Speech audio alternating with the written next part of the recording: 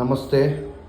ಶತ್ರು ಕಾಡ್ತಾ ಇದ್ದಾನೆ ಗುರುಗಳೇ, ಯಾರೋ ನನಗೆ ಭಾಳ ಹಿಂಸೆ ಕೊಡ್ತಾ ಇದ್ದಾನೆ, ಅವನಿಂದ ನನಗೆ ಜೀವನದಲ್ಲಿ ತೊಂದರೆ ಆಗಿದೆ, ಬದುಕೋಕ್ಕಾಗ್ತಾ ಇಲ್ಲ ಗುರುಗಳೇ, ಅವಳು ತುಂಬ ಹಿಂಸೆ ಕೊಡ್ತಾ ಇದ್ದಾನೆ, ನಾನು ಏನು ಮಾಡಲಿ, ನನ್ನ ವ್ಯಾಪಾರದಲ್ಲಿ, ನನ್ನ ಸಂಸಾರದಲ್ಲಿ, ನನ್ನ ಬಿಸ್ನೆಸ್ಸಲ್ಲಿ ಎಲ್ಲೋದ್ರೂ ಕಿರಿಕಿರಿ ಮಾಡ್ತಾ ಇದ್ದಾನಂದರೆ ಈ ತಂತ್ರ ಮಾಡಿ ಅವ್ರನ್ನ ನೆನೆಸ್ಕೊಂಡು ಒಂದು ಗೊಂಬೆ ತಗೊಳ್ಳಿ, ಒಂದು ಮೊಳೆ ತಗೊಳ್ಳಿ ವೀಕ್ಷಕರೇ.